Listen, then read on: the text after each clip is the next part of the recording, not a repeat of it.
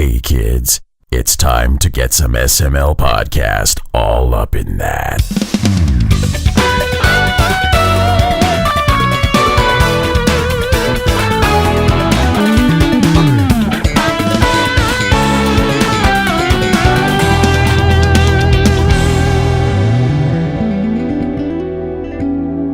What's up, everyone? This is the SML Podcast. I am your host, Joe. We have a bunch of games to talk about tonight. A lot of good stuff coming up. We're starting off. Tim Ekibus, you're here. How are you doing? Good, man. I like how you're that positive thinking. That's going to be a lot of good stuff that's being talked about on this show. I would hope so. Well, you always hope, but you never know. Gotta be optimistic. Yeah, the power of positivity, man. Pretty much. I've heard that somewhere. I don't remember where. It was this thing way long ago. Back in the day, when we were children. Actually, you know what? I might have made it up just now. So how are you doing? Good. Again, still good.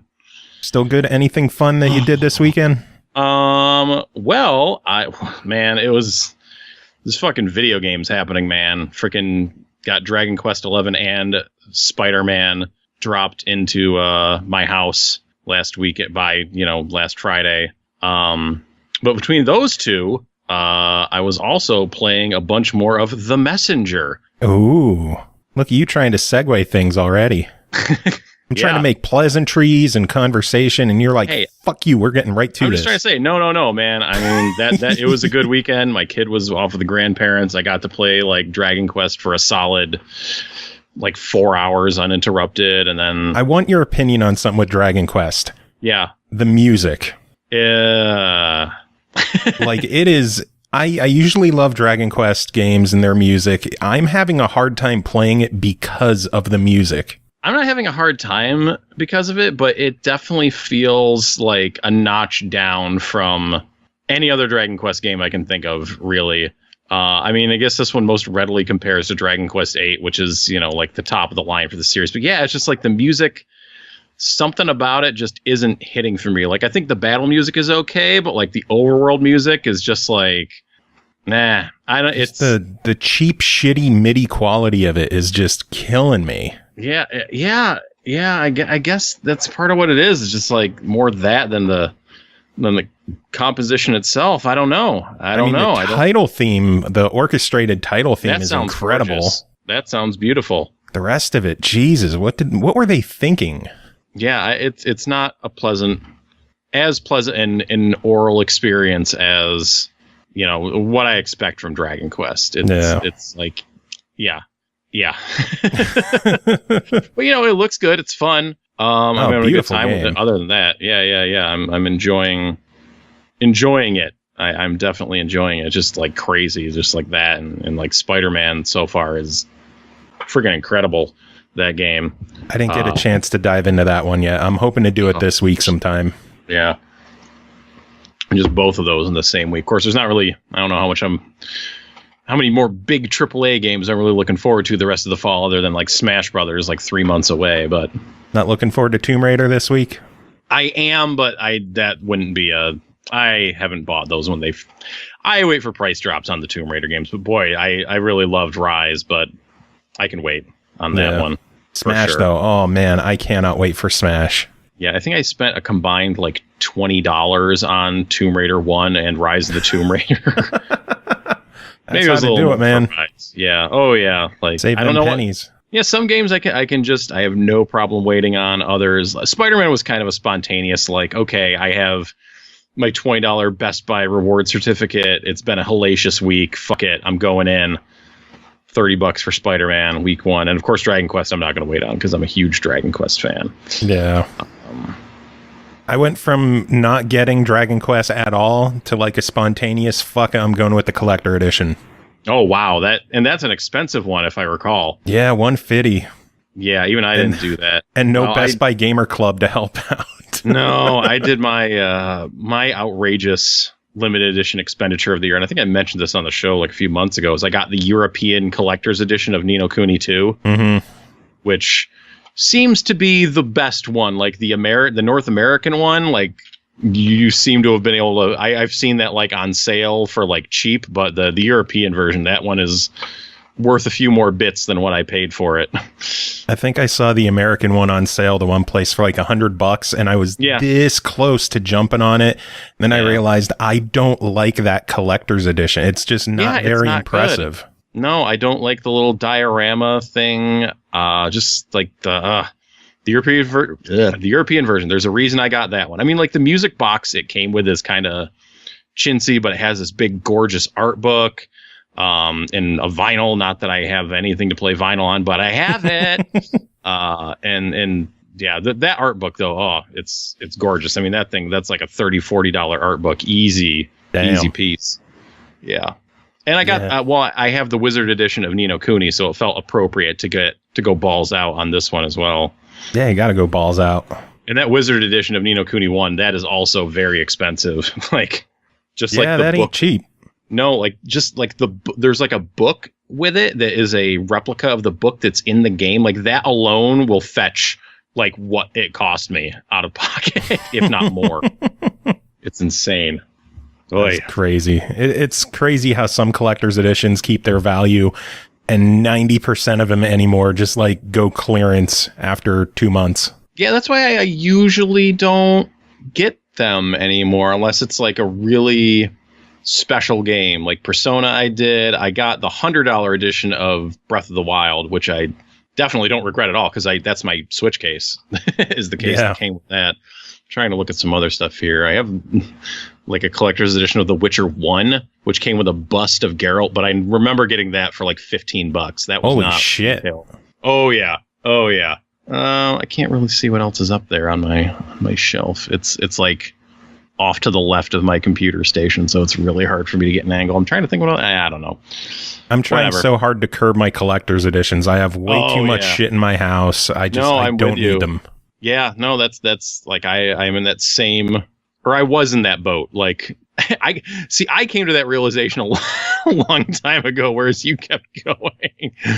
It's just like I kept, I get pre-order bonuses. I get some special editions, like that Fallout 3 one with the lunchbox. That's still the lunchbox and the bobblehead. That's still a pretty great collector's edition. That one. Yeah, it is. But I just have all this stuff and I'm not doing anything with it. Like I just find like this pre-order garbage. I'm just like, come on. Like all I'm really looking for out of a special edition is like a nice case, a steelbook case. Yes. Yes. With a soundtrack. And maybe like a little art book. Like that's basically what I want. Like I want that soundtrack and like a little bit of art to look at, some behind the scenes stuff maybe. But that's it. That's why I really like a lot of like the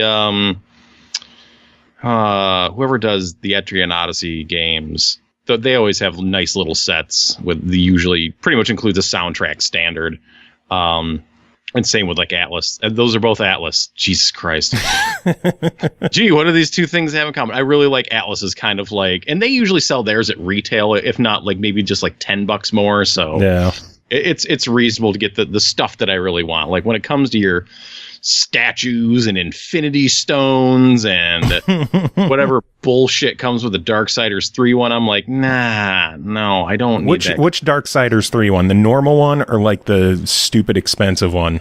Yes. That comes with like the 4 statues for each of the 4 horsemen.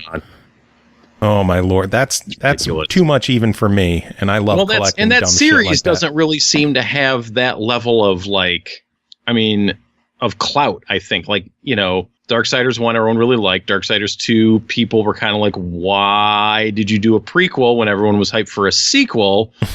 And then it kind of died, and now Darksiders 3 is coming back. When they announced it, people were like, oh, cool, more Darksiders. It wasn't like oh my god, like, yeah.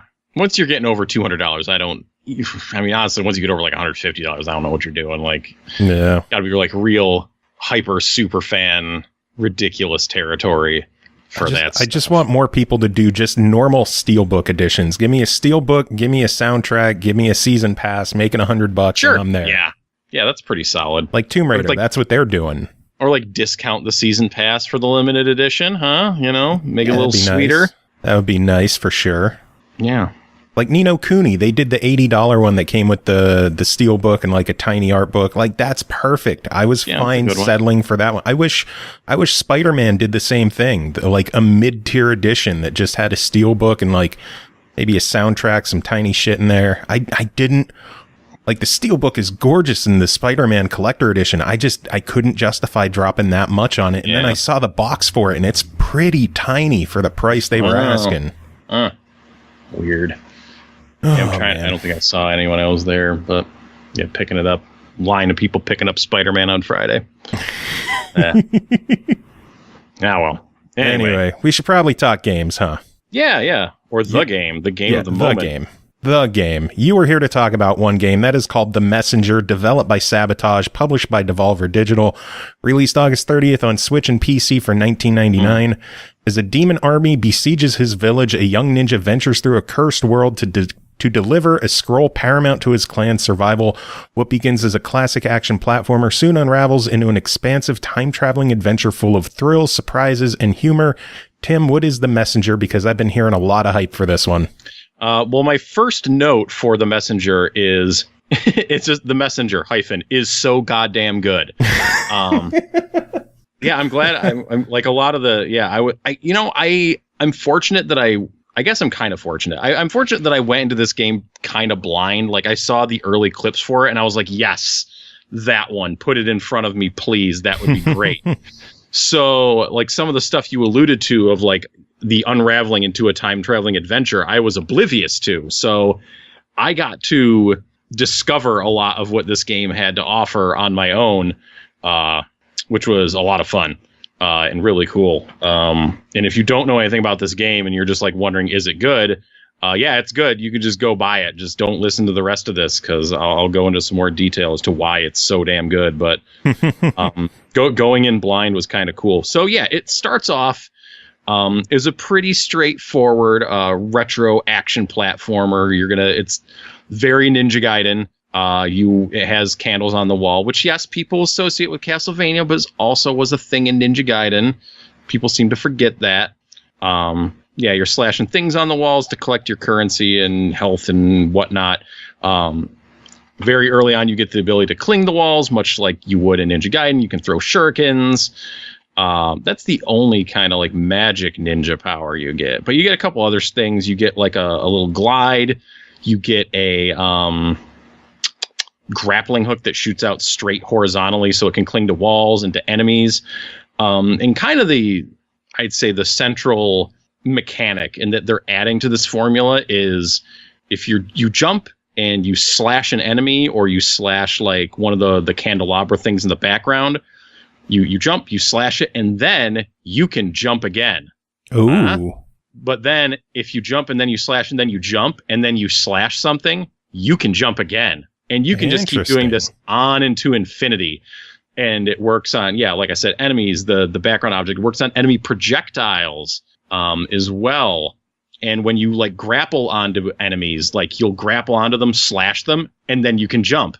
So I tell you, I cannot wait to see fucking speed runs of this game because it's going to be bananas. I can only imagine. It and the game starts you off like, it starts off really straightforward. It's really linear for like the first couple hours. You're just going through stage by stage by stage, getting a feel for the mechanics. And like, they push you here and there to be like, okay, here's some challenges where you're going to need to do a bunch of jumps and slashes and really exploit this mechanic a bunch to kind of get some extra stuff here off to the side, right? Mm-hmm. Or to get over this spiky gap, you need to use your grappling hook, because when you use your grappling hook, you get a bunch of momentum off the other side. And I'm guessing a lot of the speed mechanics are going to involve using that grappling hook a shitload. But yeah, then as you mentioned, you kind of get to, I'm getting toward, you're taking this message to the mountain on the other side of your island. It's like, okay. And so like, I'm getting to the mountain. I'm like, I'm like, this game was okay. Like, it was a fun little ninja romp. But that is kind of like seemed like the first act of the game, basically, because once you get there, that is when the game opens up into the aforementioned time traveling adventure thing, because you kind of complete your quest and then the quest becomes larger and then you end up having to go. And I kind of like, I think a a seasoned gamer such as myself, and I'm sure all of you listening, would play through those levels and see parts where you're like, I feel like I should be able to get through there. I feel like there's more rooms here. I feel like there's more to do, but I just can't do it yet. And yeah, the thing that you end up being able to do is flop back and forth in time. So you played through all these levels kind of in the past, like the first 4 or 5 levels or whatever in the past. Now you're going back to those levels 500 years later, and there's different paths opening up. There's different things you can access, and there's like little time warp things. So you can go back and forth in time to get like around these levels into different spots, because now you have a different objective, I guess I'll say, to leave it vague in that sense. But basically, the long and short of it is the game starts out as this linear like action platformer and becomes like evolves into more of a Metroidvania style thing once you really hit the meat of it. And it's fucking great. Like, I was enjoying it, and then like I kind of got into that stuff, and I was just like, oh my God. Like, any moment I had to pick up my Switch over the weekend, like, it was just so fun and so cool. And then, you know, at that point, like, they know you have all these abilities, so they give you room for all this stuff to breathe with the gliding and the zipping around and the double jump slashing and et cetera, et cetera. And you feel comfortable with these mechanics. Like, you know, even I'm not a speedrunner man, and like, I'm zipping around these levels. It's just like so much fun to move around in these games and explore in this game, I should say, and explore. Few minor beefs. Once the game does open up, it feels like I wish the fast travel was a bit more expansive. Like, it's very limited in where it lets you go, kind of by design, but there was definitely some moments where I'm just like, I end up going a long way down one path, and I'm like, shit, I need to be in the past or the future or something to get through here. But the nearest time portal is like way back whence I came. I wish I could just fast travel between these two, like, shop rooms back up there. And in the context of the story and like how the world is, there's really no good reason why you shouldn't be able to do that. No. I think it could use maybe like a smidge more enemy variety. That's like a really nitpicky. Your upgrade tree I felt like it ran out really fast. Maybe just because I was good at collecting currency and I was able to buy them all relatively quickly, but I definitely hit like a long stretch where I'm just like, man, I don't really have anything to buy in here. Okay. What a bummer. That's a bummer in games. I know Kingdoms of Amalur, which we're both excited, was in the news recently. Like, I max leveled on that before I completed the game. For you. I didn't care for the game. Yeah, I went kind of crazy on the last episode about that, but I max leveled before I even beat the game. And you kind of get to that point where you're like, what's the point of killing enemies when there's nothing you can do, or there's, in your case, nothing you can buy? I mean, there was still like some stuff. It was just really expensive, so it wasn't coming like as quickly. It was like definitely a long ways before I could buy something. But then like once you hit a certain point, then some more upgrades unlocked. But then I quickly bought those, and I'm just like, could have been spaced out a little better. Yeah, picking the nits here. The game also has a kind of a neat little death penalty. So when you die, you have a contract with this little demon guy who brings you back to life, and he hangs around you for a little bit, just stealing your money to pay for the convenience of bringing you back to life. So that's just like a cool contextual way of, giving you a small penalty. It doesn't rock you too bad. And you also get like, that dude has a lot of lines of dialogue for when you die, and he gives you a taunt for your troubles. The writing throughout this game is pretty good and, really goofy. A lot of, I guess it can be exhausting. I guess for some people it can wear a little thin, just like a lot of indie games have a very similar fourth wall breaking. This is a video game. We're going to comment on the tropes of video games, sense of humor. Like Guacamelee 2, which I literally just reviewed a couple weeks ago, kind of the same thing. But it's really good. It's still, again, they hit it pretty well with between the death quips and a lot of just like the dialogue with the shopkeeper are really good. Like the game, the art, the pixel art looks great. There is two when you travel through time, there is a significant difference, I guess, between the future and the past, and that's all I'll say about it. But they definitely put a lot of work into making like the art look good and the characters animate well. The music is fucking great. Surprise. I guess I should say that my homie Daniel Cannon did do music for one of their promo things, but I didn't know that till the game was already out. So I don't know. There's not really any bias to throw at it there. It's just like I was really looking forward to this game, and playing it at first, I was kind of like, all right, it's okay. But then like once it opens up, I'm just like, yeah, this game really delivered on its promise and is really awesome and definitely absolutely 120,000% worth people's time and money. Nice. So minor nitpicks aside, your official verdict for $20. Oh, buy it. You should have bought it already. What are you doing?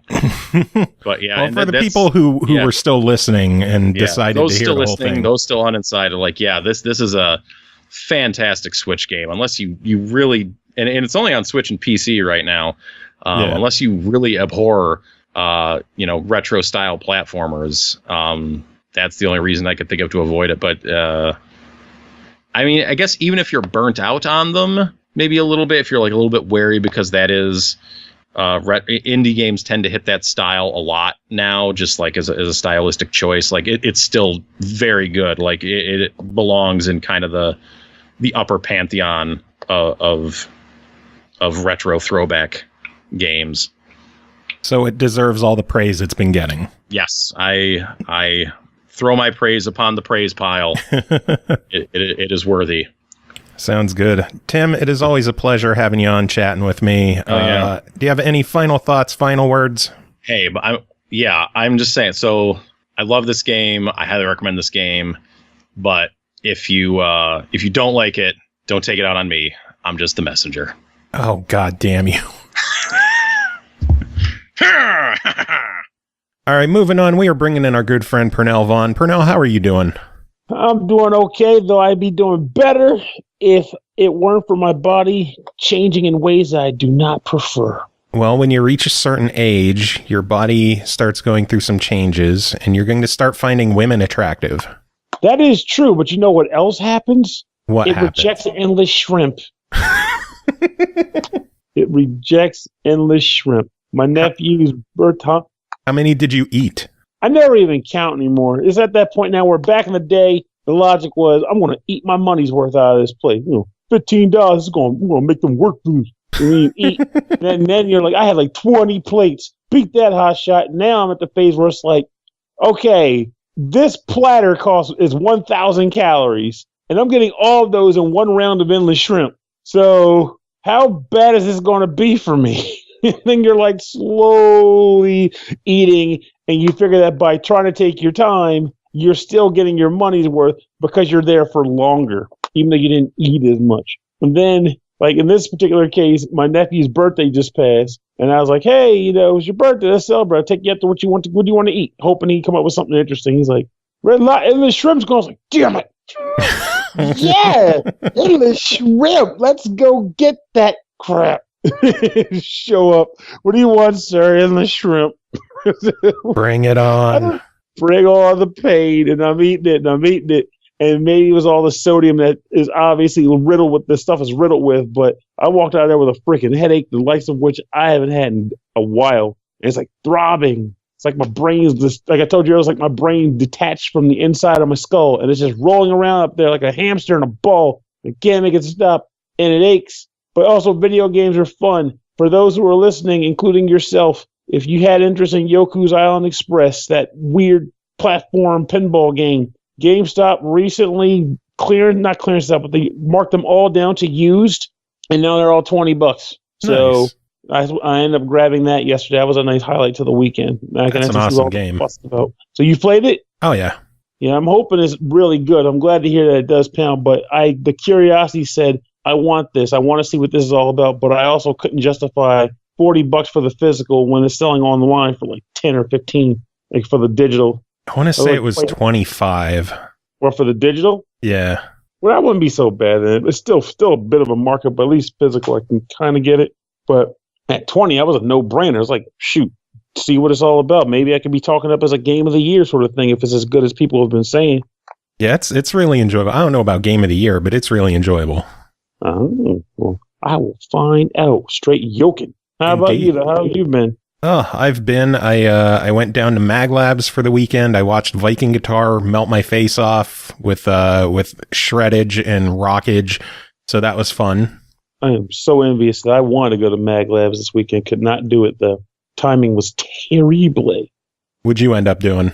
I did a podcast called Rhythm and Pixels, and we did a collaborative panel with another one called the VG Embassy, and it was accepted at a con in called Retro World Expo. It's held in Hartford, Connecticut. So for me, it's about a 5-hour drive, maybe, more or less. So we shot up there for the weekend, hung out with the guys up there from the podcast, and just kind of saw what they had to offer, did the panel. I prevented myself from buying games, and I did manage to see games that I own being sold in the vendor booth for a crap ton of money, shocking me, but also making me smile because I have games that are worth a lot of money. Like what? Give us some examples. Magic Knight Rare, Albert Odyssey. Surprisingly, A Witch's Tale on the DS was selling for $95. I got that game for $10 because I was curious about it, and they were clearancing it at GameStop because no one was buying it. They had it for $95. Jesus. And of course, there's staples like the Valkyrie Profile, which I'm amazed is still worth money. And it's just, there's a lot. It's like, I feel like if I just went with my game list and just started looking through vendor booths, and that was the entire thing I did at a con, was like look through the vendor booths, find games I own, and write their prices down. I think I'd come out with some surprising knowledge here. Like, whoa, I have a pretty expensive, valuable collection here. Who wants to buy the Magic Knight Rare for $500? Please come take it. I love the game, but I also love $500. Come take that shit. You want to know something funny with The Witch's Tale? Huh? Want to know something funny with The Witch's Tale? Sure. GameStop has it in stock right now for $25 used. Seriously? Yep. Man, I feel bad for the guy who just paid $95 for it if it's sold. Because as you know well, the collector's market is two halves of a coin. The first half, of course, is value pricing. And the second half, the most important half, is who the fuck's going to buy it. Because I always wonder, I see these crazy prices, these guys, because someone out there is creating the value for these products. Someone had to sit down and say that Magic Knight Rare is worth $400 to $500. But is someone buying it for that much, or does someone just kind of strike a number and then other people saw the number, price theirs the same, and no one's copies are moving? Probably. I genuinely question that, which is also kind of why it's interesting to see, oh man, this game is worth how much? My Shining Wisdom is worth $150. That's crazy. People were making fun of that game in 1998. But now it's a question of if I want to sell it, who the fuck's going to buy it from me? Yeah, I'm not interested. But I like the fact that I can see that your copy exists for a value, but I'm not buying it. I just want to look at it. Like, yeah, well, that's nice for you. Someone buy it.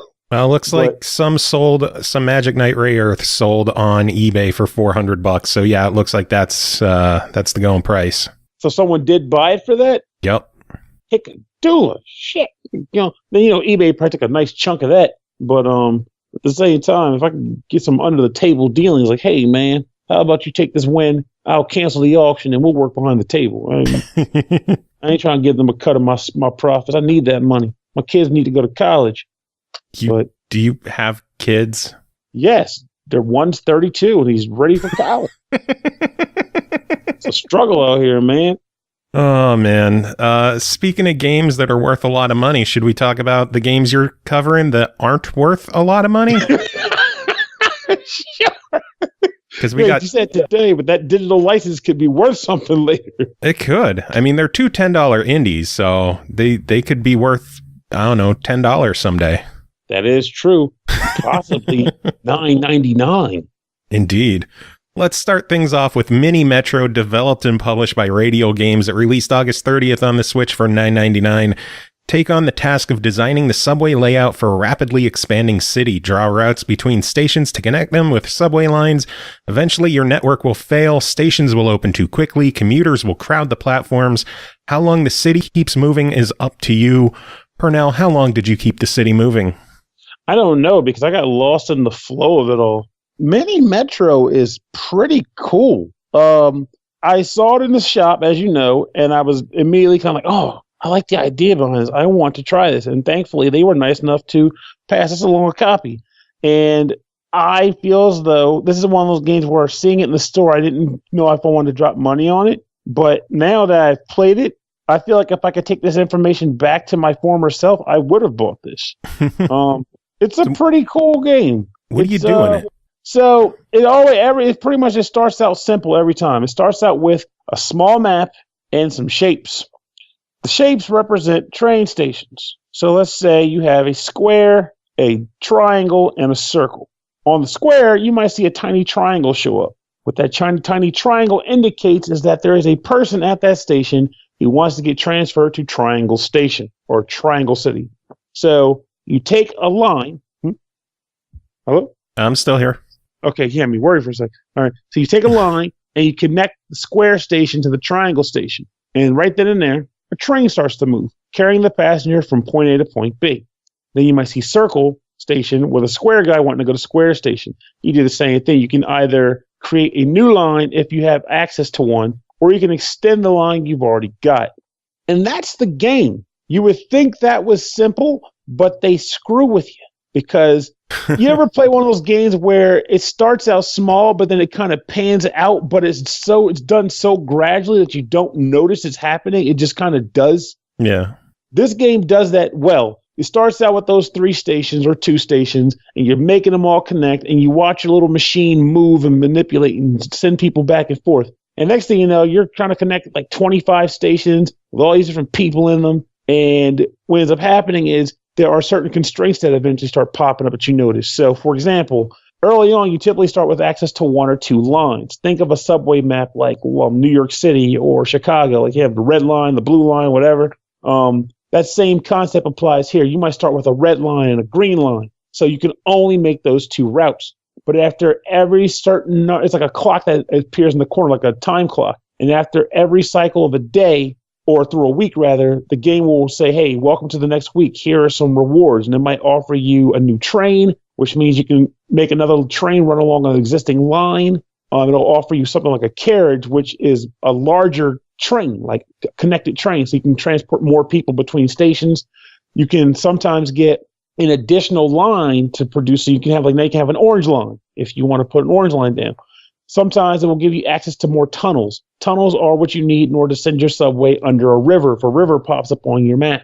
And another things like that. Like it's typically those kinds of bonuses. And the intent is to make you, sometimes it makes you choose which one you want. So you might have to say, hey, I can get another train, I can get another line entirely, or I can put a new train on an existing line. But you can only have one or the other. And they make you choose. And it gets rough. And to lay it out for you, the way the game ends is when one train station gets overloaded and you leave the people at the station for too much time. Once that happens, a little circle will start to appear around the station, and once it fills in, game freaking over, and it tells you how long you lasted and how many passengers you were able to transport on your makeshift subway system.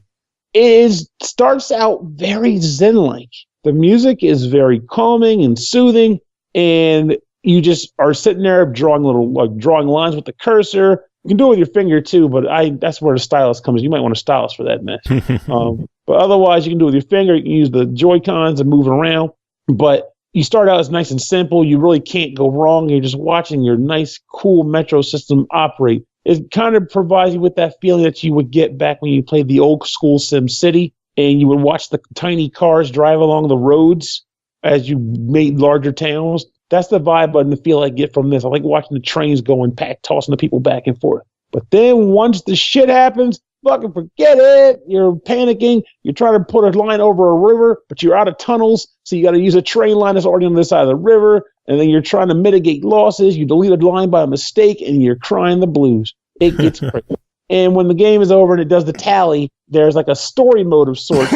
And what it does, it gives you access to like real cities and sort of their real like metro lines, like because the trains aren't already built. But I believe it's probably creating the new train stations to try to mimic kind of how the original city was or is. So like you might have New York, and the goal is to make a train line that goes between New Jersey into New York City and then around like some of the boroughs and keep it running.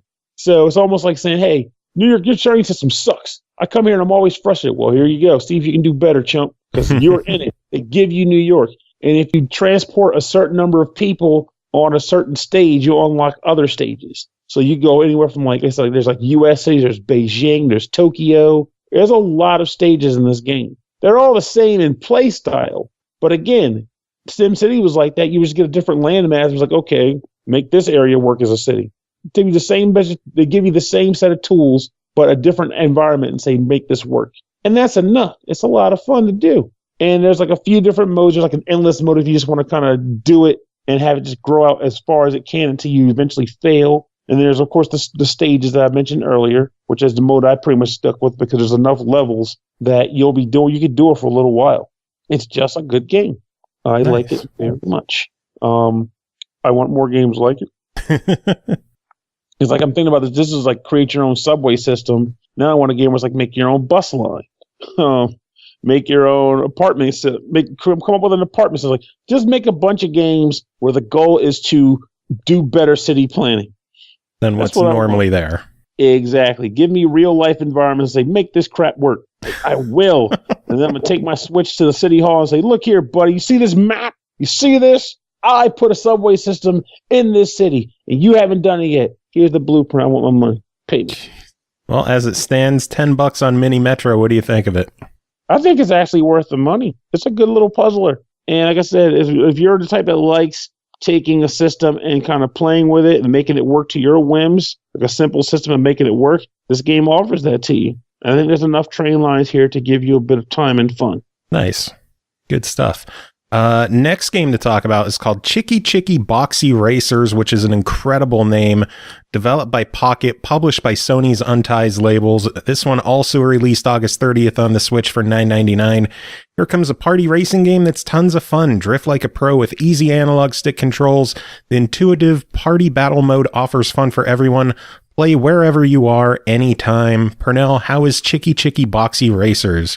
It is cheeky, wacky fun. It's a simple game. I'm gonna put that out immediately. It is a game where we think if you were to remember like games like the old Micro Machines game or the old Penny Racers games from back in the day, this game feels a lot like that. The idea is that you can select between a number of cars. I think there's like 20 cars or so in the game, but it starts out with like maybe 5 or so, and they have each car has stats and speed, acceleration, handling, and drifting. And the idea is you pick these simple little cars, ranging from anything from like a compact car to a rally sports car to like a limousine and a family van. But all these like real type cars, but they're all in box miniature forms. And then you select if you do the race mode anyway, you select from one of 3 regions, the city, the jungle, or the beach. Each of those atmospheres have 4 tracks. And if you beat all of those tracks, you unlock the GP, which is all those tracks in sequence, typical like racing game style where you're going for highest score over the course of 4 races. Mm-hmm. And each time you win a race, like every time you get within first and third, you unlock the next race up until, of course, the GP is done. But if you get first place on that race, you unlock a new car. So that's pretty much how you unlock the majority of your cars. I'm hoping there's another environment because the only thing I left to do is like 2 races on the beach zone and I'm good. But I'm curious to hope that there's like maybe like a 4th region that opens up if you max out, if you score out, if you do well in all the GPs. But gameplay driving wise is really simple. I didn't even give a crap about the other control mechanic, which is traditional button to accelerate, button to brake, blah, blah, blah, because the control scheme I enjoyed the most was just using the thumbstick. You just push forward and you go forward. Push it back, you hit the brakes. And then left and right kind of feels like if you were playing like Super Off-Road back in the day, where it's like steering based on the direction your car is facing. It's very smooth and fluid. I had no issues with controlling the car. It actually felt very simple to the point where I almost thought that the game was almost like gimme game, like, you can't fail. But then you end up running over like an oil slick and boom, you do skid out and kind of go backwards and it's hard to get back on track. So you do want to maintain your car. On each track, there are a few power-ups you might come across. There's like a star, and if you hit the star, you become immune to terrain. So like if you run over an oil puddle after picking up a star, it doesn't hurt you. Think like Mario's invincibility. And then there's like a fireball where if you pick that up, it maxes out your turbo gauge and you can press the turbo button and just rocket up the track for a short period of time, like a big boost. And Aside from that and dodging like occasional obstacles on the courses or hitting the occasional jump, that's how racing works. And every race is pretty short. Like you can do 3 laps on a race within like 1 minute and 40 seconds. They're very short tracks, but they're very fun tracks. Like they're nice, little simple, boxy tracks that you kind of get enjoyment out of. And then there's like the 4 little party modes. Like there's like one being like paint mode. I think that was actually my favorite one. Is when there's like a flat map and you're driving your car over it. Every time you drive over a spot, you color it in with your car's paint color. If a bomb blows up on that spot, though, it erases all the paint. So you have to crash into the bombs and knock them off the track, drive over paint buckets to spill paint on the ground, and then just generally cover the track. And of course, when there's other drivers on there, well, it gets a little bit manic as you're trying to fight to control the ground and who has the most paint on it. And then there's like a smashy mode where you're knocking each other off of the track, like colliding. There's like a golf mode, sort of like Rocket League, where you're knocking a soccer ball into a goal. And it's just, I enjoy the game. Like it was fun.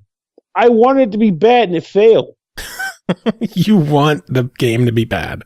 Yeah, it's like, because I saw it. It looked simple and cheeky. I like the name, but I was like, there's no way this game can be fun. It looks real cheap.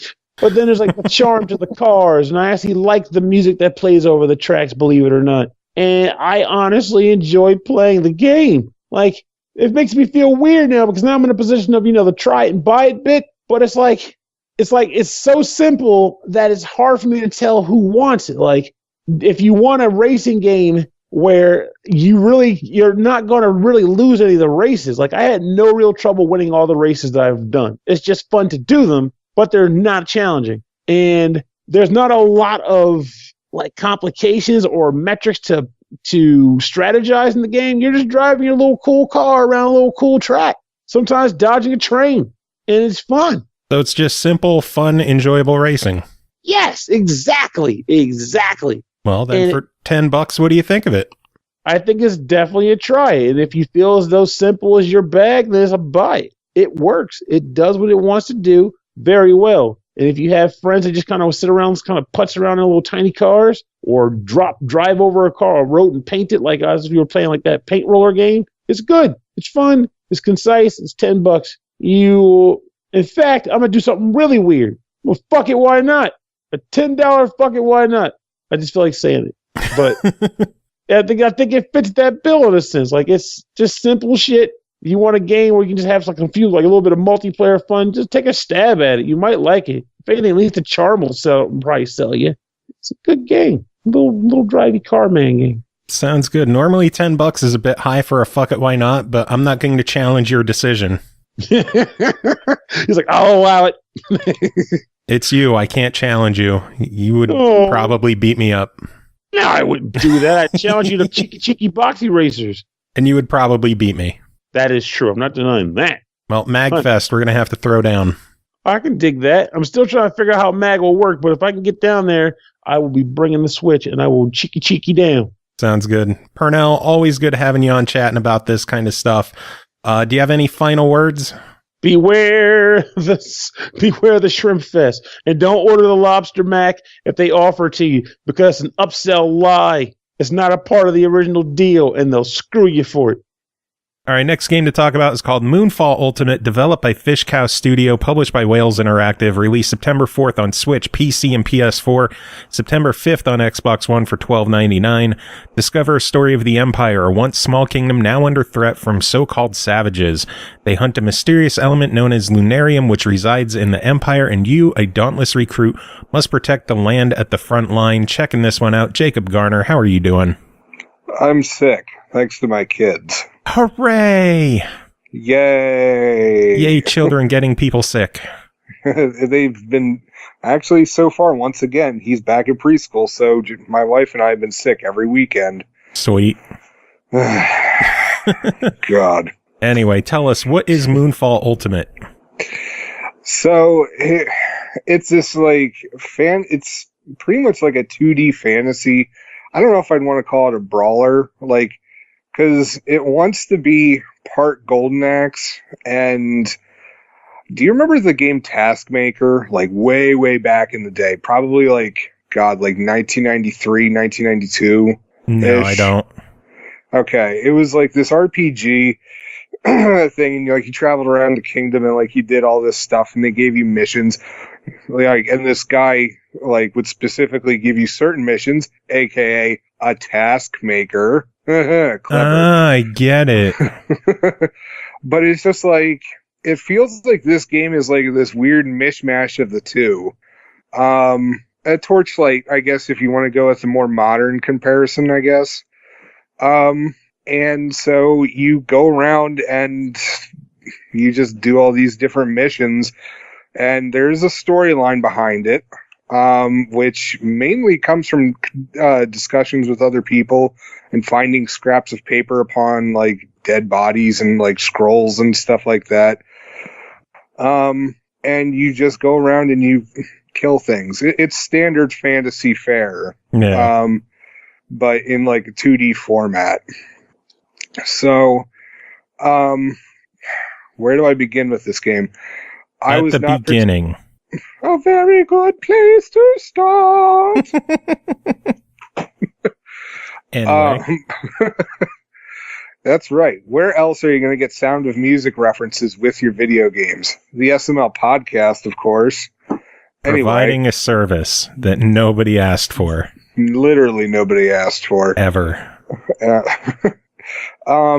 Okay, so gameplay, it's clunky. It is super clunky. And honestly, it felt like no matter how much I leveled up my guy, first off, all right, let me backtrack on this.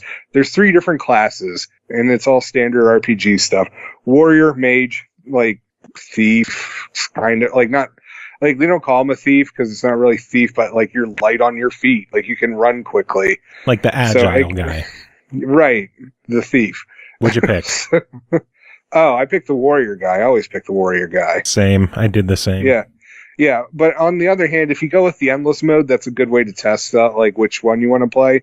And I had more fun with warrior, even though like anyway. But the thing is that it's just like the controls they never feel particularly responsive. The guy always moves really slowly. And I've played RPGs where it's just like, oh, well, you're carrying a ton of stuff, so we're going to make you move more slowly.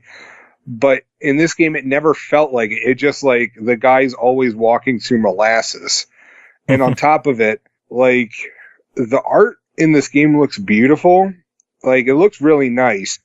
But then like when you're swinging your sword and stuff like that, he does this like weird jerky motion. It reminds me of like a Flash game from like 2006.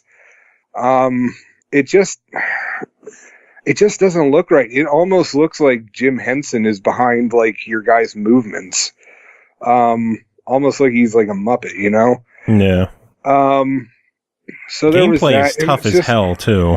Well, I was playing it on easy, of course. But even then, it was just like it never seemed like your hits were always like meeting what they were supposed to. And so like you're easily getting ambushed by like 6 or 7 guys like all the time. And like they quickly take away a bunch of your health, and I found like it didn't really help to defend myself. Instead, what I ended up doing is like I started trying to run circles around them until like my health would go back up, and then like I could go back in for an attack. And it's just like it got tedious really quick. Yeah, that I had an experience in the endless mode where the cheapest thing I found in the game is there's a weapon that drains hit points and gives it to you on attacks. And that was the only way I was able to really progress in endless mode, because enemies would just take off tons of health. And even there's a block button in the game, and it felt like it was pointless because it took too long to get the shield up. And by the time you did, you already got hit twice. Yeah. I mean, there was that. And of course, you can't move when you're defending yourself either. Yeah. And also you can't move while attacking. And it's just like, none of it felt right. And on top of it, you're given these magic powers, which are supposed to help you, but the game's tutorial doesn't ever bring them up, which I was really surprised by. It's just like, hey, you can use these points to get things. and then it never goes over how to use the your magic powers. And on top of it, I was unloading all my XP points into these different powers. And then I'm just like, all right, well, I guess this is going to help me somehow. And then later on, when I'm looking up the controls, I'm just like, wait a second. Oh, this is how I'm supposed to use these? The game doesn't even bring it up. You had to go off and figure out how to do that yourself. Yeah.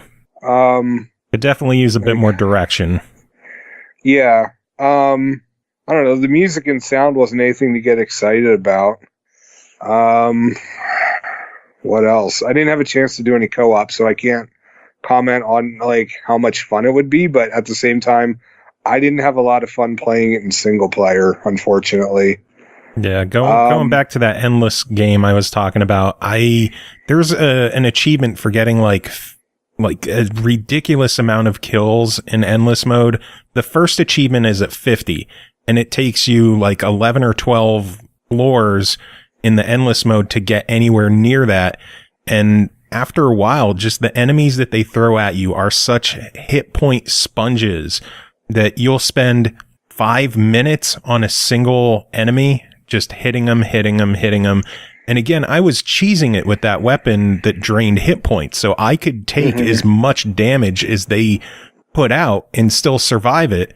But it was just brutally unfair after so long and boring, which it shouldn't be in a hack and slash game. It was just too much. Yeah, I could see having fun playing the single player game in maybe small doses, but the thing is that I feel like only a very small group of people would find it to be a lot of fun. At first I was kind of excited with it because it reminded me of Taskmaker, and I was just like, okay, it feels like a retro game. It feels, yeah, it's kind of clunky, whatever, but it's not bad. There seems to be an interesting story behind it, but at the same time, the story never really goes anywhere of particular interest, I should say. But it's just it also only felt like I could really only play it for 5-10 minutes at a time before I'd be like, oh, let's see what else is on my 360. My 360. Yeah, you're still stuck in those days. On my Xbox One, it's just I don't know. I feel like if you remember the days of games like this, you might get some nostalgia out of it, but I can't see today's gamers. I can't see anybody, any of today's gamers getting that excited about it. It's just, and the thing is that it's the game calls itself Moonfall Ultimate, and it's this is supposed to be the Ultimate Edition, and I'm just what was it like before this? I do have one other gripe I wanted to bring up. The AI in this game is incredibly stupid. There are some escort missions that you have to do through the game, and if they die, you fail the mission, which means you have to start the entire mission over. And they will die because they're stupid, and they will get surrounded, and you have to try saving them, but they have very limited health, and it's an uphill battle. And the worst part is when you die, any progress you made in that level, any experience you earned is gone. Well, that, and also you start all the way back at the beginning of the level. Yep. The game has no save points throughout any of the levels, and it's just the lost progress is more infuriating than having to start the level over, because if you kept your progress and kept your experience in that level up, it makes the level a bit easier. So if you fail a couple times, you can at least get stronger and make it through, where if you die, it's just going to be the same story over and over because, dealing with an idiot who gets himself killed all the time, and you're not strong enough to really help out that much. Right. I don't know. Overall, though, $13 on this one. What do you think? No, not for 13. I would do 5. It's just, I'd recommend waiting to get this on sale. It's just, it's not that fun. It looks nice, and there's a decent amount of story to it, but that's really what it's got going for it. What do you think they could do to improve the game? Oh my god. AI, the combat. Like, I could forgive, like, I could forgive the animation not being so great. But it's really just like the combat and not feeling like you're like, it feels like you're whiffing half the time. Yeah. And as you said, like, so many of the enemies are just like, they're hit sponges. And there gets to be a point where that's not a fun challenge. It's just tedious and boring. And it's just, yeah, I'm scared to see what the enemies are like on hard. Oh god, I didn't even bother trying. Like, it was just, yeah, there's a lot to improve on the game. And, by all means, if the game creators want to come back and, like, do a lot of work to the game, I mean, I'd be happy to revisit it for this podcast, but currently this is not a game I'd recommend. Yeah, sadly, I do have to agree. I hate giving games a deny on the show, but this one, it just didn't feel right. It didn't play right, and I thought it had so much potential, but if they come back and they patch it, they improve it a bit, add maybe some checkpoints to some levels, or let you keep your progress if you die on a stage, I think it has potential, but it's not there. Yeah. Oh, well. Jacob, always good having you on chatting. Do you have any final thoughts? I know you discussed the last podcast, but I'm super excited about THQ Nordic with Amalur coming back. Oh my god, fucking A, yes. Oh man, I was so excited when I saw that post. So that's what I'm looking forward to. So that and Crackdown 3 are pretty much the only games, like, in the future that I will buy day one. All right, next game to talk about is called Ninja Clash of Carrots, developed by Pocket Trap, published by Modus Games, released September 4th on Xbox One, Switch, PC, and PS4 for $14.99. Ninja Clash of Carrots is an anime-inspired beat-em-up with a gaggle of varied enemies, deep customization, and ninjas. Play through side-scrolling worlds consisting of multiple stages and collect carrots stolen by the evil Shogun Mo. Checking this one out. Royal Sefton, how are you doing? I'm good. How you doing? I'm doing pretty good as well. I just remembered that the Shogun's name is Mo. I was wondering what gave you the giggles. Yeah, you deal with Mo Jr. more than Mo for a good part of the game, but yes. I'm thinking, okay, was there a Larry and a Curly and I missed it? No. Oh, boy. No, there was not. I know you previewed this a couple episodes ago. We're giving it the full review treatment. How is it? Yes, it's great. I already felt like I was gushing about it during the preview, and I stand by everything I said and more. I actually started to get a little worried as I played through more of the game. I was worried it was too damn easy. And, take it for what it is. I have a good amount of gaming experience, but in terms of like hours per week, I probably don't put in nearly what I used to, I know the feeling. And I'm not starved for choice. I have hundreds of games I have yet to play, and yet they're sitting in my Steam account waiting to happen, whatever.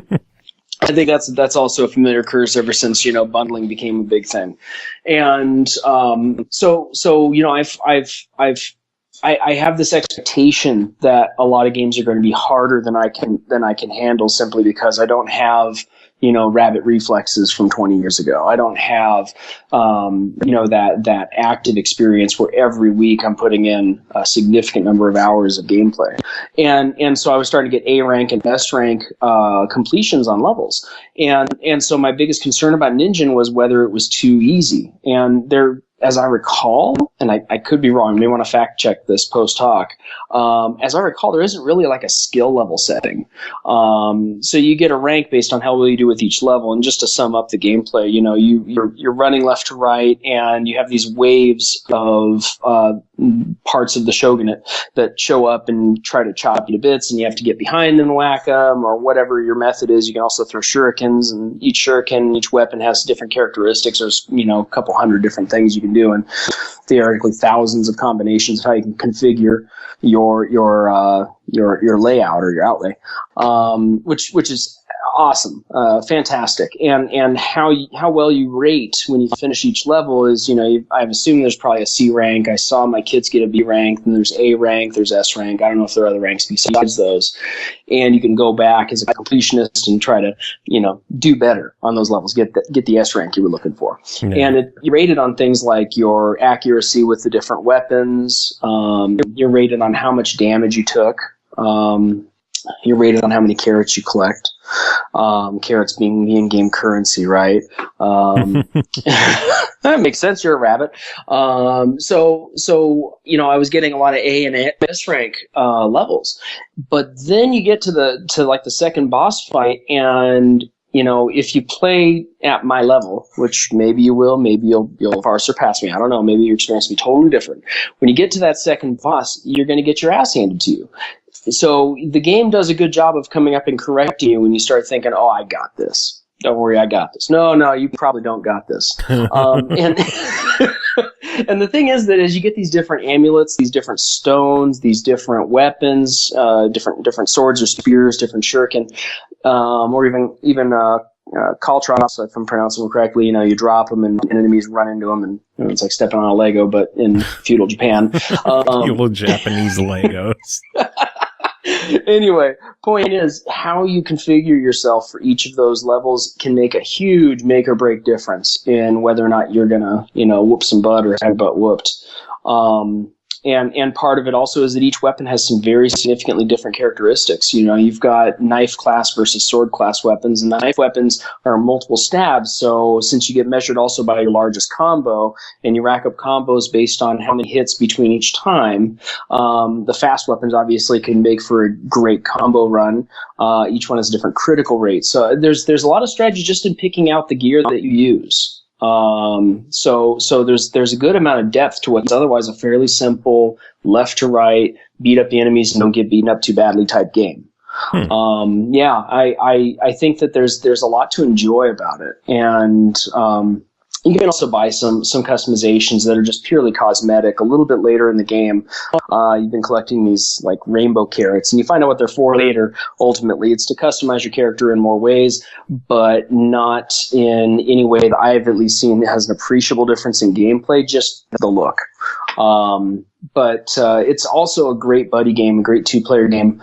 I still did not get a chance to check it out online. I regret not doing that. I've only done local two-player still. But in my local two-play games, it's kind of nice because you collaborate. You can each track how you do on your carrots, but it all goes into one common pot. You can rack up and buy more stuff. So it's a real kick that way too. That's pretty cool. Yeah, and I think just the fact that it has an online aspect gets extra points in my book. Absolutely. Again, I lament that I didn't get an opportunity to try it that way. I definitely think that that's going to be an extra value add if you're not doing two local players. I don't know. I mean, it's a lot of fun even by yourself. Fun dialogue. It's got the wobbly letters like Undertale. I think I mentioned that before. The art style reminded me a lot of Undertale, actually, but more colorful, less spare, but similar, and it's just got a lot of charm to it. So it's a lot of fun to watch. It's a lot of fun to look at and to read. And of course a hell of a lot of fun to play. And it's very goofy, very tongue in cheek, very quirky stuff. Like, one of the boss vehicles, you can see all the markings where it's made out of corrugated cardboard. It has like this end up icons and fragile icons stamped on the sides, and it's hilarious. The sense of humor is really on point too. It's a kid friendly sense of humor. So, like with my kids playing it, I don't think there's anything here that's even remotely inappropriate. It's just good, clean fun. Nice. Mm-hmm. So I can't. Go ahead. No, you please go ahead. I totally cut you off. You're about to ask me the question I needed to be asked. I'm sorry, man. $15 on it. What do you think? What's your official verdict? $15. It's worth $15 easy. I don't think you need to wait for a sale on this one to get your money out of it. Again, the gameplay is itself pretty simple, and all of the customization and the ability to play it two-player, as well as just the general enjoyment factor and the ability to go back and score better on certain levels for that completionist factor, or collecting over 100 different weapons. totally worth it. You'll get your $15 worth. Nice. Yeah. Well, you got one other game to talk about. That is a preview of an upcoming game called Rapture Rejects. If people are familiar with Cyanide and Happiness, they probably have their eyes on this one. It is developed by Galvanic Games and Explosum Games, published by tinyBuild. It is releasing sometime this year-ish for $19.99. Their words, not mine. The Rapture has happened. You didn't make the cut. Rapture Rejects is a top-down, isometric, last man standing game set in the apocalyptic Cyanide and Happiness universe. Royal, what is this game? I think the better question is, what isn't this game? No. Okay, so I'll preface by saying I'm not very good at the Battle Royale format, which is bitterly ironic given my name. Not a fan. It just does not click for me. I did my best. I never got a single kill off. I suck at this game so bad, but I do not blame the game for that. I blame me. The art style is awesome and instantly recognizable, and you can emote by using a wheel. Press the V or hold the V key down on the keyboard. You can pick which emotion you're gonna convey, and they've got all the same faces. And some different dance moves and things that you can do. Where Ninja was very kid-friendly, this is very much not. Anybody who's familiar with Cyanide and Happiness would not be surprised by that, of course. It's just now it has people yelling most of the things you would otherwise see in print. So, brace yourself for audio. Yeah, as you get into fisticuffs with people in the waiting room while you wait for a world to spawn, you can beat each other senseless, and you don't really take any damage or anything. It's just for show, but you'll hear shit and fuck and all kinds of other fun noises. Noises. That's half the entertainment factor for me is just that the game's very comes from a crass blue universe where sometimes the humor kind of pushes that envelope of good taste a little far. Same kind of thing, and very different take, at least for me, on that sort of battle royale format. Instead of a first person shooter or chase cam shooter. Let's try this correctly. It's instead top down isometric. The Q and E keys on the keyboard, I believe, rotate the map 90 degrees for you, which can be either useful or disorienting, depending. It gives you a good way to view perspective on certain things. The view around a corner if there's an object waiting on the other side or a person. You can choose whether to run or run fast. When you run fast, you send out sound, which makes it more obvious where you are. Because part of your success in this is probably not being seen until you absolutely have to be. And using the mouse, of course, to aim in any one of the different directions, and a bit of a tracing line to show where your shot should land. You've got some reload time, and you've got different objects in the environment with which you can interact. Treasure chests that take you a couple seconds to open. You got to hold down the F key to get them open. And there's also these satellites that give you a slightly wider view of the world around you. All the weapons are kind of these makeshift weapons that you can pick up, which are kind of fun. I like the CD launcher. Still didn't get a kill off with it either, but I thought it was pretty cool. You get garbage ammo for it to reload it, presumably CDs. Different close and far range weapons of various inventiveness. And it's a cheeky, fun, if a little crass game. But definitely was fun, even though I suck at it. Like I said, I don't blame the game, I blame me. I felt like there was a bit of a shot lag, but then that just sounds like me copping out, saying, making some excuse for why I'm not very good at it, right? Yeah. So it's okay for me to admit that I'm just not good at these games. It's okay. I still believe in you. Oh, heart. But even sucking at the game, is it fun? Yes, it is fun, and I imagine it'd be a lot more fun if you, you're well engaged in this sort of genre. If you get familiar with the game, you get familiar with the weapons. Maybe you would enjoy it that much more. But like I said, it is still a blast to go and discover. and no soundtrack to speak of, which is probably good simply because you want to be able to hear enemies coming. But that's like the only thing that I found kind of unfun about it is I heard only sound effects the whole time, and I kind of thought this would be neat with a soundtrack. Maybe superfluous, I don't know. Yeah, it just in terms of like world discovery, art style, and the action when it happens is really frantic. The game made me laugh out loud more than once. I think my favorite laugh is the blunderbuss. You know, you end up with this shotgun type weapon, and the sound effects for it, I won't spoil it, are just hilarious. Oh man, now you have me thinking of what it could be. Yeah, well, it's not a challenging thing to think about because it's really not that complicated. It's just it's done so well.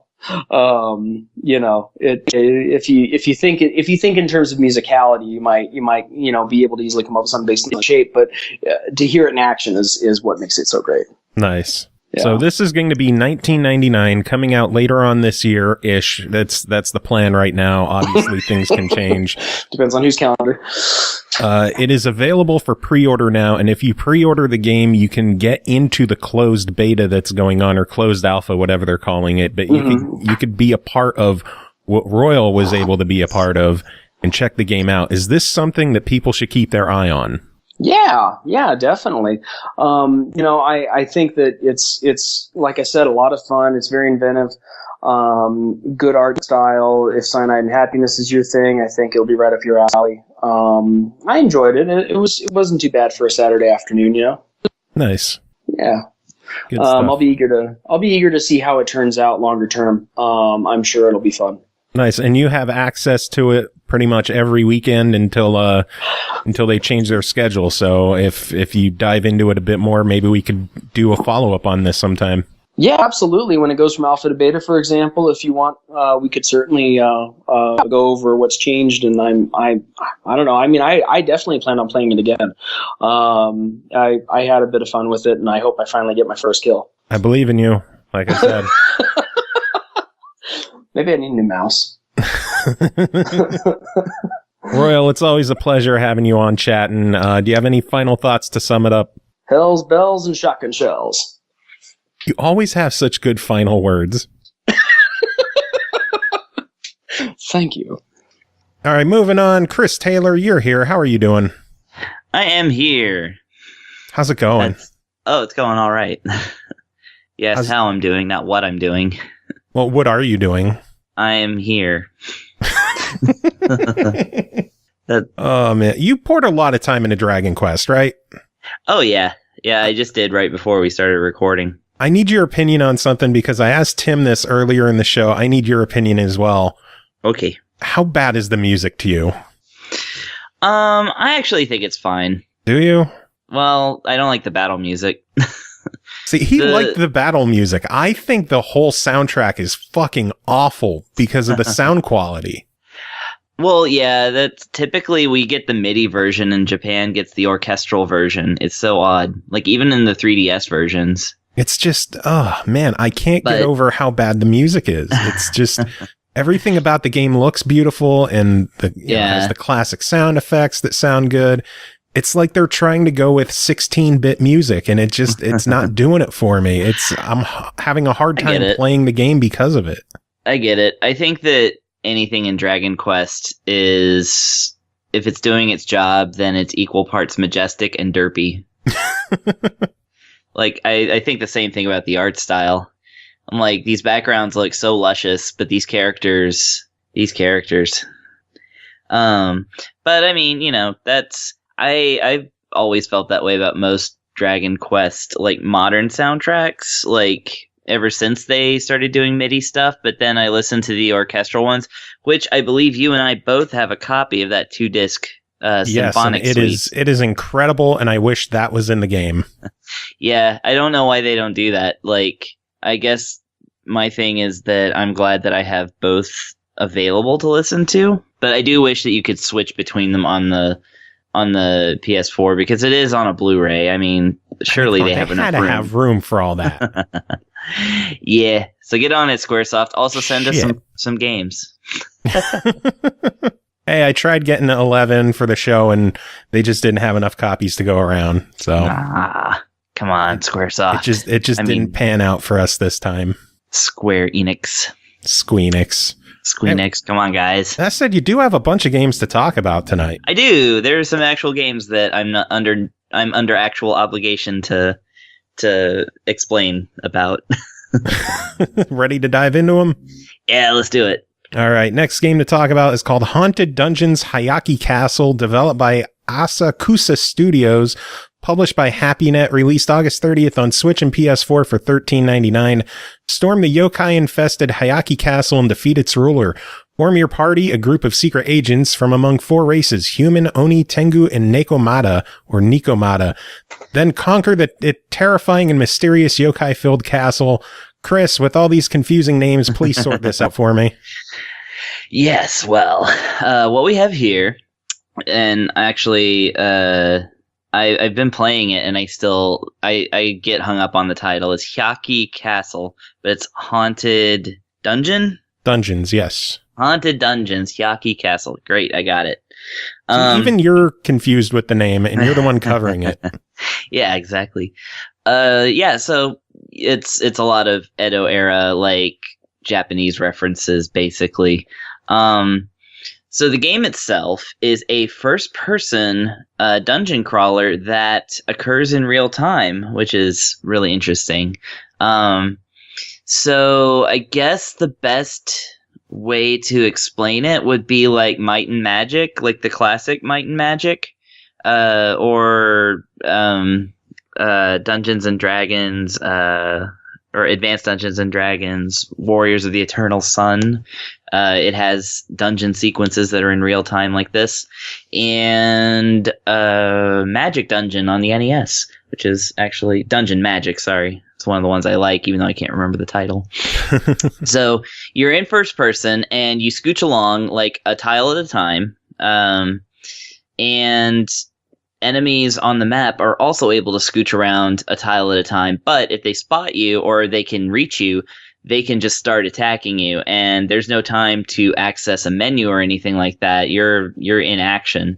So it's not quite something like a Skyrim or whatever, but it's also not like an Etrian Odyssey. So you don't really have a lot of time to formulate a strategy. All of that is done prior to the battle. So what you do is your special moves, like every kind of move that you can do, from healing to magic to like a regular attack to different, just various skills that you build upon in a skill tree system, much like Dragon Quest XI, what we were just talking about. You assign them to a hotkey on the controller, and then you just push that button when it's your character's turn, and then they go through a cooldown, and then you scroll to the next character with the shoulder button, use their move, and then scroll to the next character. And by the time you've reached the end of your 4 characters, you can scroll back around to the front and do the thing all over again. You have limited, of course, magic, which has to be healed at save points. So therefore your skills are not infinite, but you can use regular attacks infinitely, and they have various effects that are affected by the job and presumably by the race, which we'll get to in a minute, because that's my favorite part. So the thing that Hayaki Dungeon adds to this formula is a really interesting, like, okay, so I'm going to let you know, I should have let you know in advance, this game's a little on the complex side. So I'm going to be doing a lot of talking. All right. Like a lot of uninterrupted talking. So I will stand back and just enjoy the show. I've been interrupted. I'm sorry. Just kidding. Okay, so the other element that they add in is that basically you can split your party into 2 groups of 2, which you can decide which members of your party go into which team in the regular game menu. So you split your team, and more often than not, that's going to be required for doing most puzzles and defeating most enemies. So it's something you're going to have to get used to. So you push the L2 button, and your screen splits into 2 different things. In one, your original party that you've just branched from, and the other one is the party that you're actively using now. And you can switch between them dynamically at any point by just pressing the L2 button again. And with that, you can then keep 2 characters in front of the enemy and have 2 characters sneak behind the enemy and do some amazing attacks. And when the enemy turns around to attack your characters that are backstabbing him, then you can switch to your other party and backstab him from that side. And, you can set up all kinds of things. Like you can have one set of characters flanking the enemy from a distance because they're distant moves while the other enemy is while the other team is tanking in the front. Now, obviously, this sounds like it's a little frantic for something that's more or less an RPG. So the game has another interesting system in place for the splitting, and that is that whatever character you're not currently controlling turns into stone in the game's lore. So your active party is going to be able to do things, but your inactive party is going to be nigh invincible, but still attracting the enemy's attention. So that's how you're able to split your characters off and then sneak behind the enemy without it like getting wise to this slow ass movement that you're doing to the back of it. So in that sense, that allows you to basically not have to worry about the characters that you're not currently controlling. So then it really does become just like, sneak around to the enemy, backstab them, and then when they turn around and face you, quickly switch to your other party and then backstab them, and you can get through most battles without taking much damage at all. But then, of course, they introduce things like magic and stuff and like certain other deals like that, and it like I said, it gets complicated, but as you basically get through like the first floor of the dungeon, which, by the way, you can do as a tutorial, that's really handy, so I do recommend that. Then you actually get kind of used to it, and it becomes really fun. So I like that. The enemies are all classic, traditional, ancient, like Japanese yokai. You'll see if you're into playing like yokai-based games, which, I mean, I've reviewed like 10 of them so far, so clearly they have a fan base. You'll recognize some of these creatures. And they are creepy, especially when they're coming at you in like live, like 3D, everything from skeleton ladies with like giant eyes to like women's heads that are being bounced upon one arm that are gigantic, huge bug-eyed torso demons that have little people on top of them as well. Like nice. There's all kinds of creepy nightmare fuel in this game. Which is meant to be, because it is meant to be like pretty horrifying. However, to mitigate all of this, you get, to create your dream team, which, like I said, you have 4 jobs to choose from. You can be this is basically a knight or a ninja, more agility based kind of thing. A monk, which is more kind of, what would you call them? Like, I know what they're called in Etrian Odyssey, but basically the defender type character, the one that can raise everybody's defense and take a whole bunch of damage, and they punch with their fists. And then the last one is a kind of combination priest and mage. I think they're just called priests though in this game, but they give you your magic stuff. And then your races, you can be human, like I said, and then Tengu and Oni, which a Tengu is basically like a bird man with a long nose. If you see one, then you'll recognize it from like old Japanese things. But it's basically a kind of bird demon thing. And then an Oni is essentially a demon, which I believe the 4th portrait that you can choose is to be a Kappa, which is pretty fun. But then the 4th one is the Nekomata, which is a cat person. And they appear to be around the size and dimensions of just an actual cat, wearing a hat and like a kimono or something. Nice. So obviously for my game, I went with 4 Nekomatas, 1 for each job, and I named them all after Wilfred. So we have Manfred, Winifred, Alfred Chicken, and Wilfred.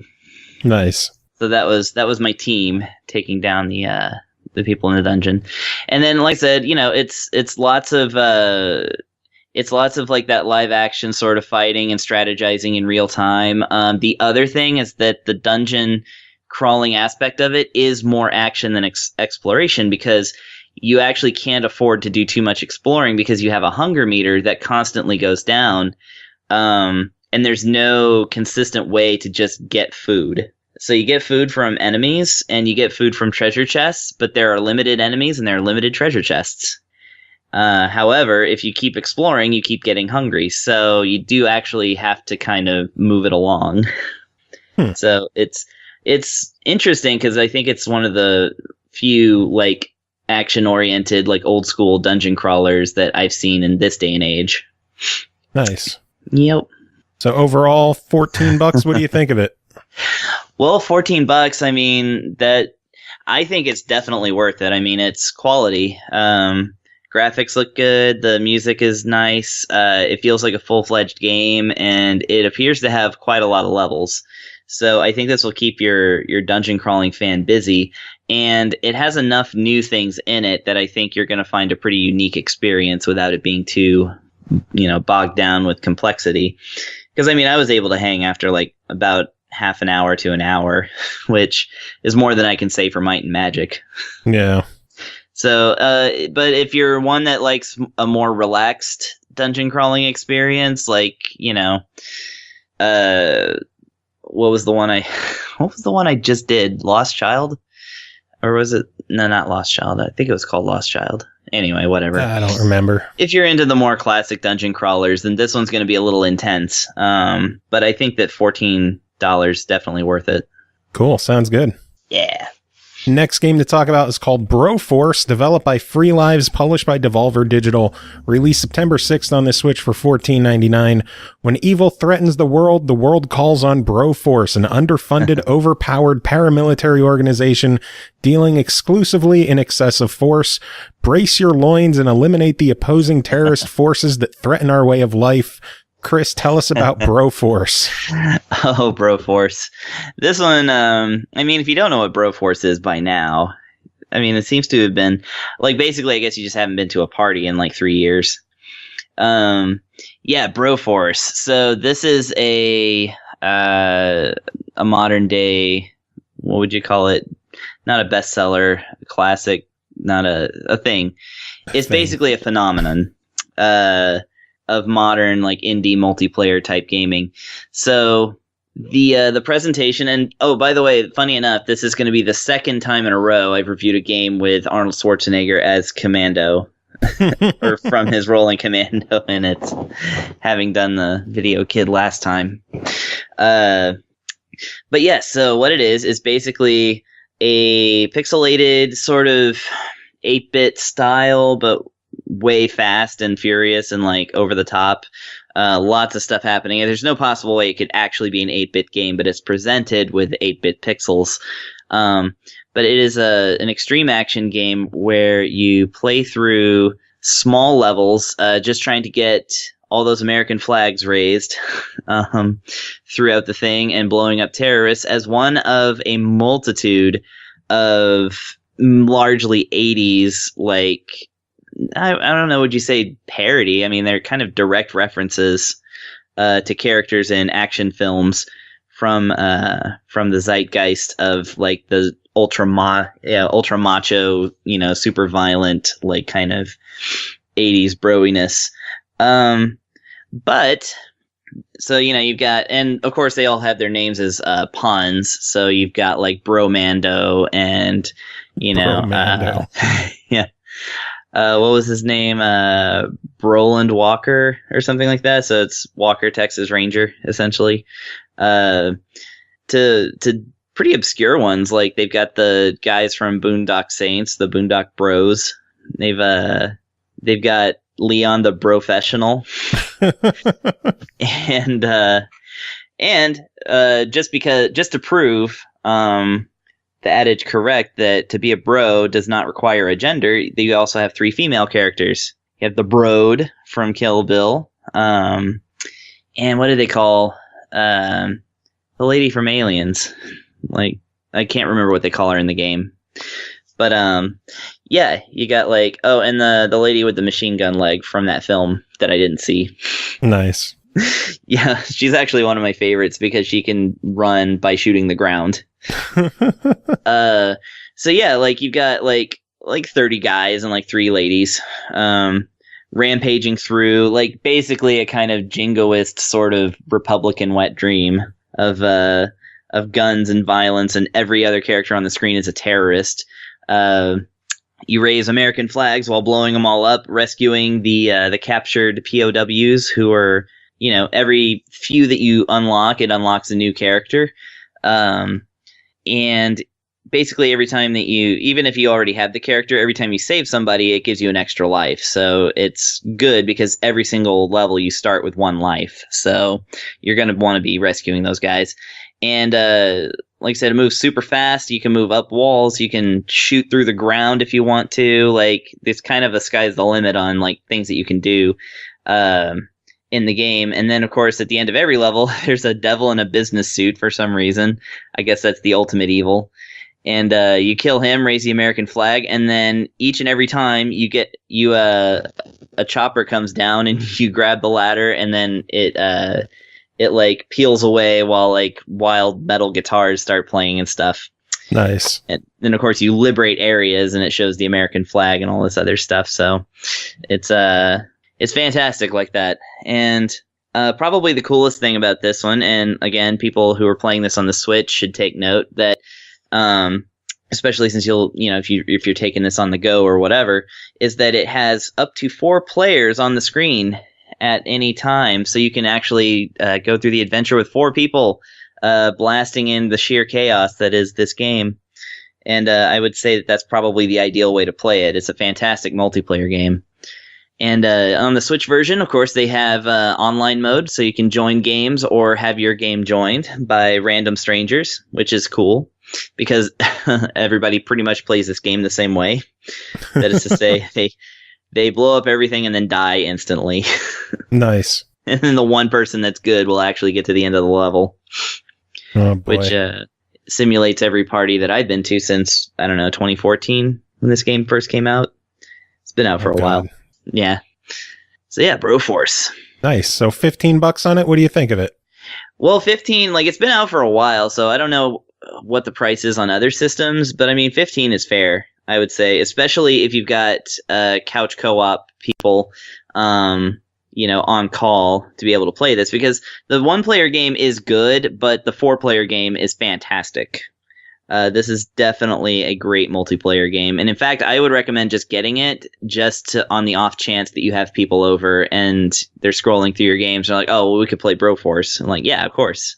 Nice. Because game is super simple. It's only got 3 buttons, basically. And the whole point is to not get yourself exploded. And if you do get yourself exploded, it's fine. You have free lives. Yay. Yay. And I can confirm the game is $15 on PS4 and Steam. Okay, cool. Same price all around. On Switch, you got that portable multiplayer element, so I'd say this is the best deal. Plus, it's on the Switch, so... Yeah, it's on Switch. Get it. I mean, Switch stuff is always good. Yes, exactly. Nice. Next game to talk about is called Full Blast, developed by UFO Crash Games, published by Ratalaika Games, released September 4th on PS4 and Vita, the 5th on Xbox One, the 7th on the Switch for $5.99 on all platforms.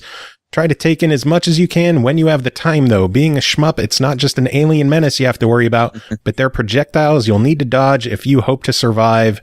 Chris, what is Full Blast? That was an awkward translation. Actually, the game has some pretty great translation foibles in it, so that already recommends it for me. Because I love shmup language. I mean, it's the genre that brought us Take Off Every Zig. And, the other more infamous phrases. So, yeah, Full Blast. This is so it actually draws its inspiration from a lot of places, but all good places. So I'll try and list them off as best I can. I would describe this as possibly, like I've described before, that there's such thing as a European shmup versus a Japanese shmup, a danmaku.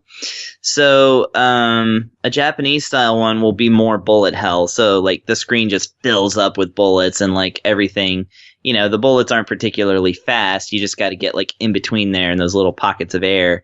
And, if things get intimidating, you throw a bomb or whatever. European ones are a little harder. They're a little slower overall. You're usually only given like 1 life or whatever. And you maybe can take multiple hits. They play a little bit differently, and this one's on the more European side. It moves a little slow, and interestingly, the camera angle, unique. It's a little bit unique, but also reminds me exactly of a game called Nanostray back on the DS, which was one of the very few shoot 'em ups that were available on the on the regular DS. The 3DS actually had way more, but it essentially would be so it's looking down a kind of almost an isometric vertical plane. Think like a pinball table. Mm-hmm. How it's wide at the bottom and a little narrower at top. So the enemies are coming at you, and you can kind of see them from that angle. They're traveling along that plane in that thing. Your shots are going out there, so they're kind of triangulating towards the center of the screen at the top. However, the actual playing field is like that, but the screen is a perfect rectangle. So you find yourself not able to actually reach every corner of the screen with bullets. Which is an interesting thing. Now, I've beaten Nanostray, and I really enjoyed it, so I'm used to this, but this might be a little shocking to some vertical shoot-'em-up fans, so fair warning there. So there's not a whole ton of bullets that come at you at any point, and in fact, power-ups, if this were a Japanese shoot-'em-up, I would be expecting, filling up the screen with spread shot, insanity. But this one, you have a little bit more of a conservative system that actually reminded me a lot of Darius. So you have your single shot that you start with, you get it up to double shot, triple shot, and then four shot with heat-seeking missiles. Which is that works really well for the levels presented, but it's not a huge flashy thing like one might expect. So, and then of course there's a spread shot that gets more powerful as well, but those drops were super rare, and if you get a spread shot while you're working on your straight shot, then it resets. So you can't go switching between the two shot types. So you actually end up dodging some power-ups if they look like they're going to make you do the spread shot. Nice. Yeah, and the enemies are all fashioned after various fish and bugs, so that's very Darius-like. I noticed. So it's, to me, felt like kind of a Darius by way of Nanostray, but both of those are great games, so that's not a complaint. So the other thing about it is that typically in these games, power-ups are, constant.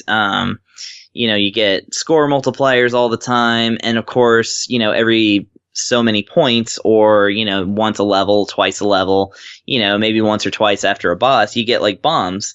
Of course, the bombs in this game are a screen clearing type of explosion that'll get your bacon out of the frying pan when it comes to getting overwhelmed with bullets, which actually will happen from time to time.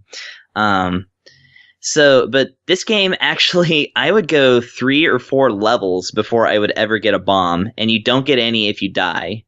You get 3 lives, and, in those 3 lives, you are given 1 bomb to start, and then the rest you have to find. And it's not very bomb-heavy with the game. Right? I felt like I was getting cheated on my bombs. However, I really feel like it's just a matter of playing this game based on its own sort of thing, because there are so many things I like about this game. For one, I really like how you don't have to ever start the game over. If you get a game over, you just start on the stage that you died in. And in fact, as you unlock levels, you can go back and revisit them anytime. Each level that's unlocked just shows up on the screen, and you just select, the one that you want to play. And if it's the one that you've most recently died on, then just go to that one and, start right over. Which is good, because the levels are freaking long. Did you notice that? Yeah, they are. They're 10 to 15 minutes long each, I want to say. Maybe less, but it felt like a lot.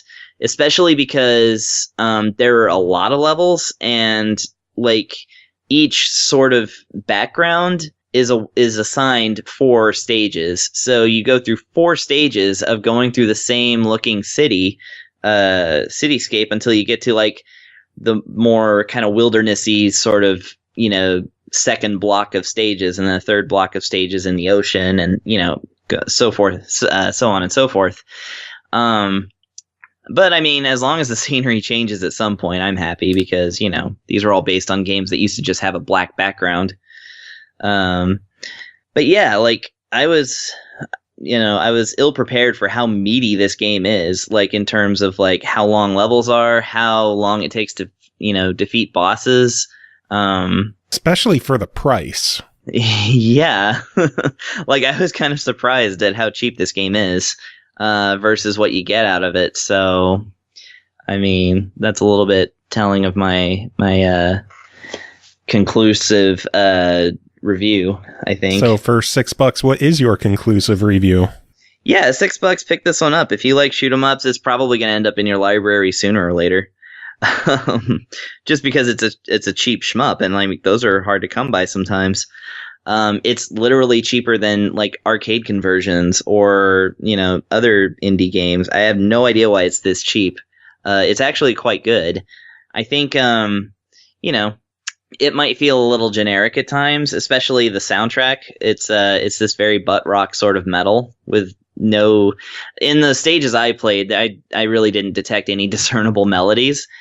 They're just kind of chuggy guitar chords and stuff. Mm-hmm. But I mean, I'm super critical on those, being a soundtrack guy.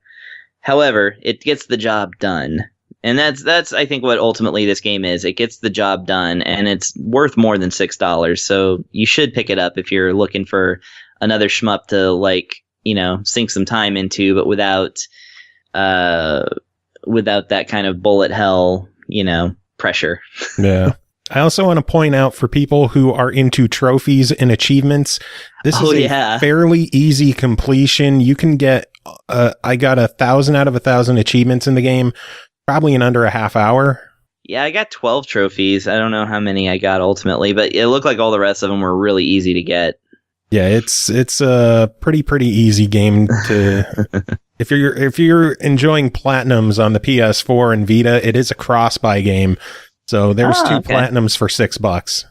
There you go. Yeah, there you go. Trophy hunters, beware. Indeed. Or be aware. Be aware. Yes.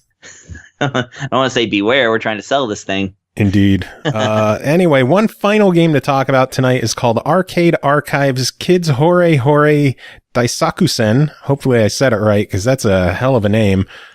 Developed and published by Hamster, released August 9th on the Switch for $7.99. Kid who has been drawn into the space-time labyrinth from the 23rd century fights to escape from a large track of their enemy in order to return to present day. Which one is the 23rd century?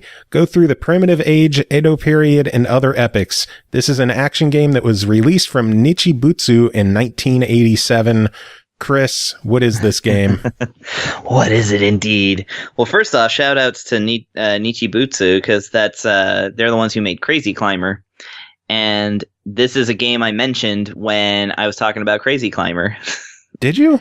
Yeah, because this is the game that had a planned US release where they were gonna call it Booby Kids. Oh God. Yeah, this is Booby Kid. Oh my God. Yeah. So obviously Booby stands for booby trap. I don't know what you were thinking when you heard me say Booby Kid. Oh, nothing at all. Yeah, exactly. And booby trap, obvious. But yeah, or Booby Boy, which is what this ended up being on the Game Boy. Although I believe they still retained. I think they actually did use that title, but in Japan. But this game stayed in Japan along with its Game Boy counterpart. So don't go looking on the shelves for Booby Kids. This is a certain style of game that, for some reason, was really popular around the late 80s.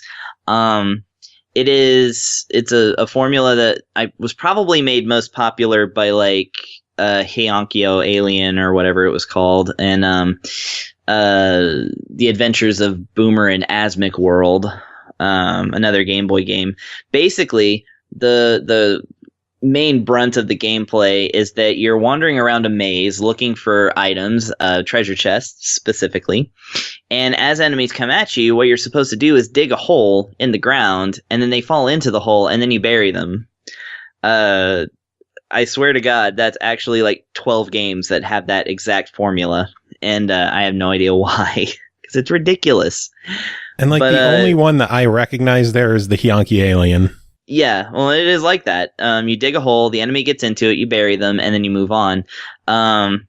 Trying to find the rest of those treasure chests. If you find all the treasure chests, it gives you a key. Key unlocks a door. Door takes you to the next level. Repeat 21 times or more because the game just loops. But yeah. But this game versus the others actually has a whole lot more going for it, which is nice. You don't only dig holes. That's just your main thing. And you get power-ups that let you dig like holes on like all the like line in front of you. So like, 4 to like some of them only do 2, so you can dig 2 holes at a time and, bury 2 enemies, which by the way gives you bonus points because this is an old arcade game. So what you're doing is playing for score. Or, you can dig like a whole row and then, bury a whole bunch of enemies if you can get them over there. Of course, one hit kills you, and there's no way really to dodge the enemies apart from just running away from them and going elsewhere in the maze. And your own holes can trap you if you don't have them at least partially covered. So it becomes a kind of Bomberman style challenge where, you're trying to trap the enemy without trapping yourself and, trying to get all around the maze to get all the things that you need to get to the end. So the other power-ups that you get, however, are really cool things like a yo-yo that kills enemies instantly within 3 spaces in front of you, 2 spaces, something like that. Then you get like an ice gun, which turns them into blocks of ice that you can then push and break apart. Or a flamethrower, which also instantly kills them, which immediately made me think of Spaceballs. The kids love it. Spaceballs, the flamethrower. Anyways, so despite love that movie, I know it's so good. I just watched it recently too. Anyway, so despite the game's like really childish appearance and like it's kind of generally goofy, it's kind of dark because anytime that you bury enemies, a little cross comes out of the ground with their skull on top of it that floats away. Oh God! Or when you like shoot them with a flamethrower, like it turns them into a skull and like things like that. It's pretty interesting.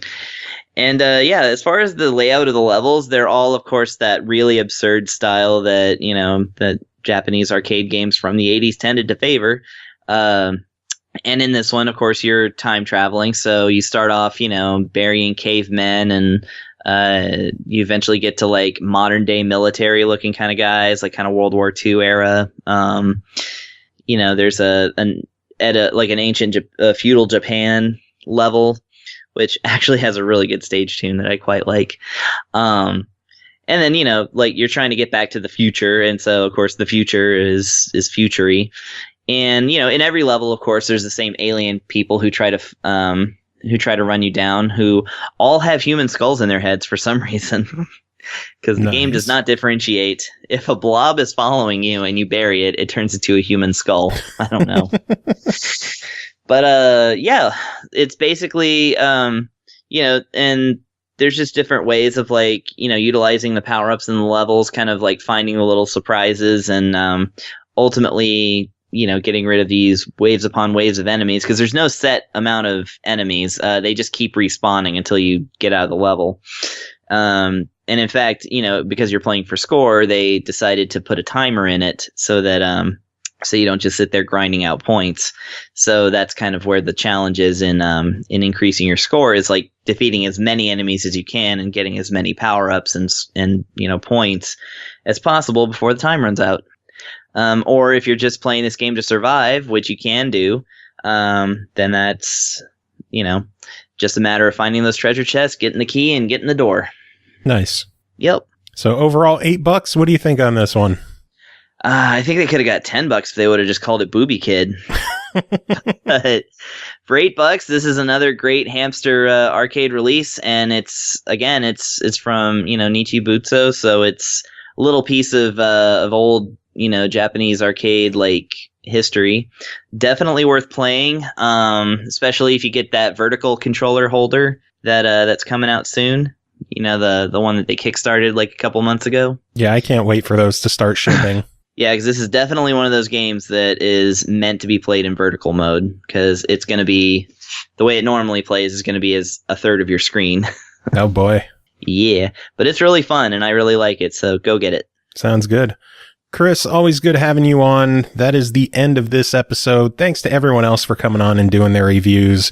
Yeah. Music this episode, because I saw them at Mag Labs, is going to be Viking Guitar Live, because I want people's faces to be rocked off. Viking Guitar Live's great. Oh, it was such a good show, too. That's awesome. Yeah, but that is it for this episode. Chris, do you have any final words to end it? Booby kids. I was hoping for May the Schwartz be with you. Oh, yeah. May the Schwartz be with you.